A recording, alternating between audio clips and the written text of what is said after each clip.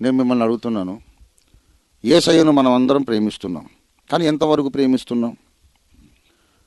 మన మన హృదయంలో ఉన్నటువంటి కెపాసిటీ 40%తో ప్రేమిస్తున్నామా? 60%, 70, 80, 90 లేక 100%? పూర్ణ హృదయం అంటే 100%.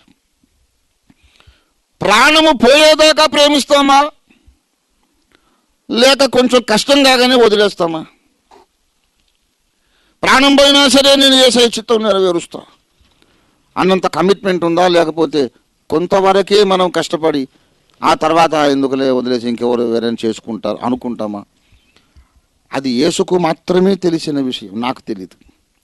అందరి ముఖాలు చక్కగా ఉంటాయి, అందరి చేతుల్లో బైబిళ్ళు ఉంటాయి, అందరి చేతులు హల్లెలూయా అంటే పైకి లేస్తాయి, అందరూ కళ్ళు మూసుకుంటారు, అందరూ ప్రార్థన చేస్తారు, అందరూ ప్రభు రొట్టె తీసుకుంటారు.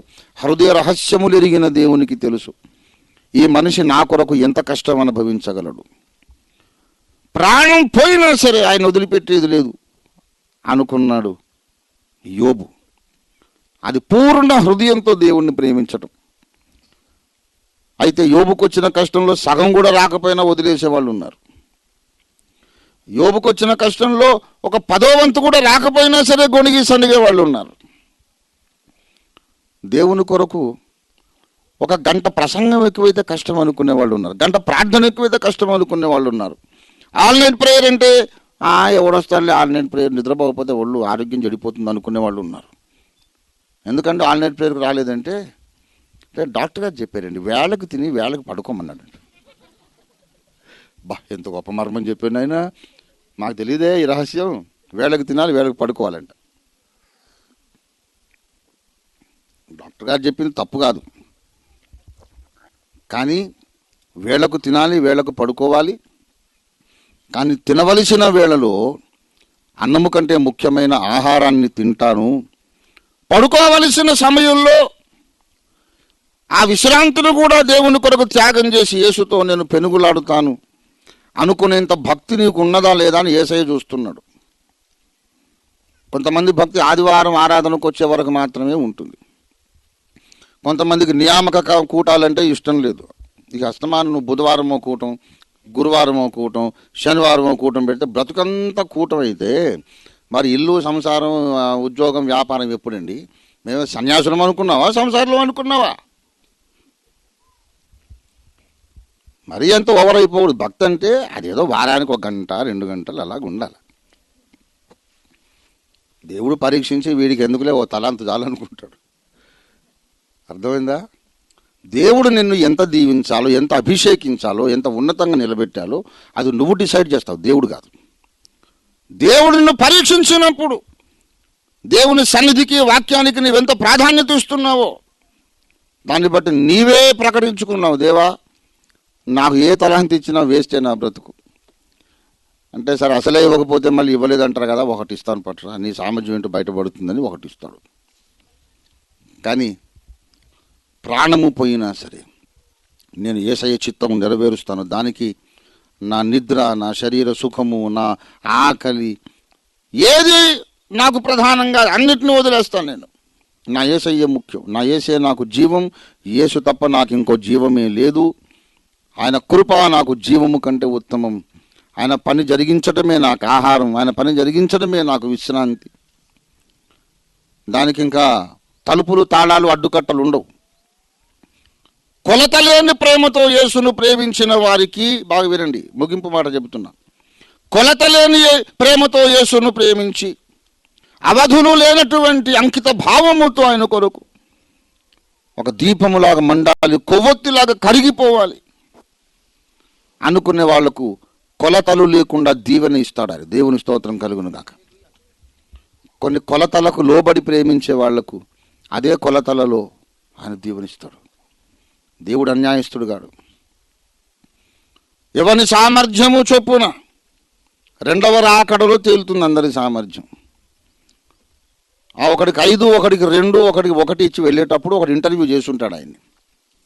ఏమండి యజమానుడు గారు, ఇది అన్యాయం కదా, అందరికీ సమానంగా ఎందుకు ఇవ్వలేదు అంటే అది నేను 2వసారి వచ్చినప్పుడు తెలుస్తుంది, నోరు మూసుకొని ఉన్నామంటాడు. సెకండ్ కమింగ్లో ఆ ఇంటర్వ్యూ విలేకరి గారిని కూడా పిలుస్తాడు. ఇప్పుడు చూడు వీళ్ళు ఏం ఉద్ధరించారు, ఏం వెలగబెట్టారు, వీడికి ఇచ్చిన 5కు మళ్ళీ నాకు 5 వచ్చినాయి, వాడికి 2 ఇస్తే 2 వచ్చినాయి. వాడి సామర్థ్యం ఎంతంటే 2 తలాంతుల సామర్థ్యం. వాడికి 5 ఇవ్వకూడదు. 5 ఇచ్చినా సరే వాడు నాకు 5 మళ్ళీ 5 ఇవ్వడు. 5 ఇస్తే 7 ఇస్తాడు నాకు. వాడు ఎంతకు సమర్థుడు అంత ఇచ్చాను, ఇతడు ఎంతకు సమర్థుడు అంత ఇచ్చాను. లెక్కలు చూసినప్పుడు వీడు పాతి పెడతాడనే సంగతి నాకు ముందే తెలుసు. పాతి పెట్టడానికి 5, 3, 4 అక్కర్లే, 1 చాలు. ఇవ్వలేదనే మాట రాకుండా ఇచ్చారు. ఎవరు పని చేస్తారో ఎవరు పని చేయరో తెలుసు. ఎవరు ఎంతవరకు ప్రేమిస్తున్నారో ఆయనకు తెలుసు. మరణము వరకు ఆయన్ని మనం ప్రేమించాలి. దేవుని బిడ్డలారా, దేవుని ప్రేమించడంలో కొలత ఏమిటంటే మరణము వరకును, ప్రాణాపాయము వరకును ప్రేమించాలి. ప్రకటన గ్రంథము 2వ అధ్యాయము 10వ వచనము చూడండి దయచేసి. 2:10, ప్రకటన 2:10. అపవాది మీలో కొందరిని చెరలో వేయించబోచున్నాడు.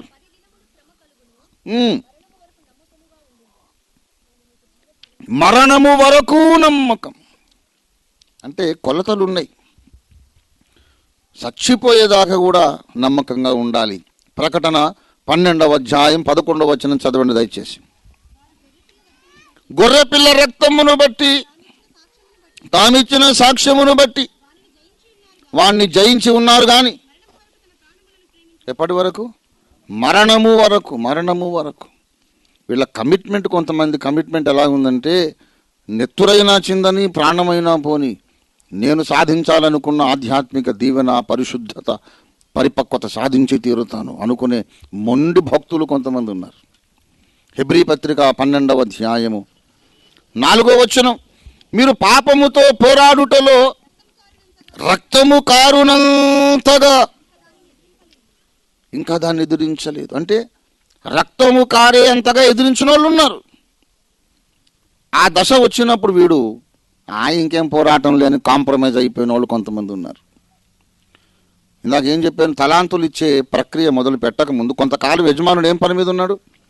పరిశీలించి పరిశోధించి ఎవరి సామర్థ్యం ఎంత చూసి, రేపు వీడికి 5 ఇవ్వరా పర్లేదు, ఎంత ఇచ్చినా వాడు దాన్ని న్యాయం చేస్తాడు. వీడికి 2 తలాంతులు ఇవ్వు, వాడు న్యాయం చేస్తాడు.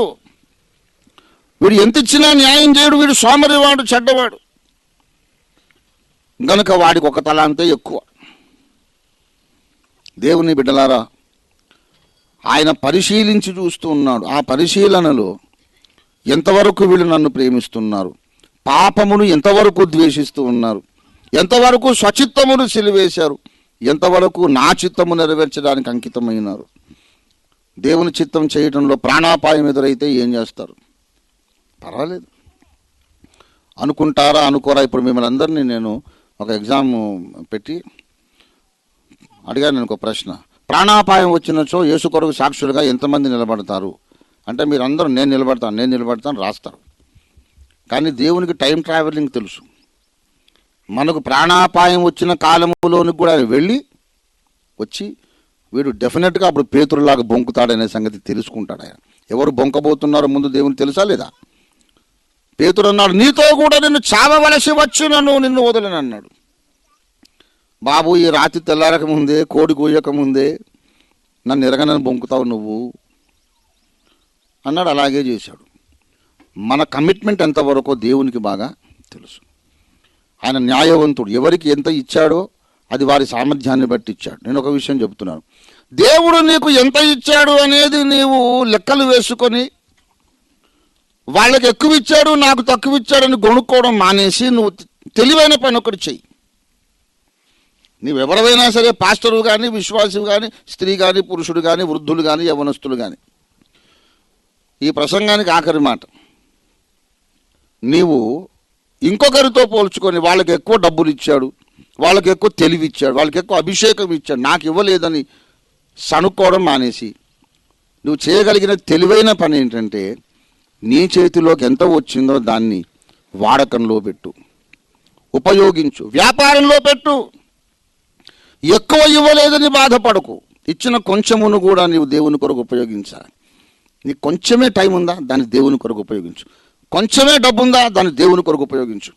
కొంచెమే జ్ఞానం ఉందా నీకు, దాన్ని దేవుని కొరకు ఉపయోగించు. మనము ఎక్కువ తలాంతులు పొందినా తక్కువ పొందినా పాతి పెట్టడం అనే పొరపాటు మాత్రం చేయొద్దు. ప్రతి ఒక్కరూ దేవునికి ఉపయోగపడాలి. ప్రతి ఒక్కరూ దేవునికి ఏదో ఒక విధంగా ఉపయోగపడాలి.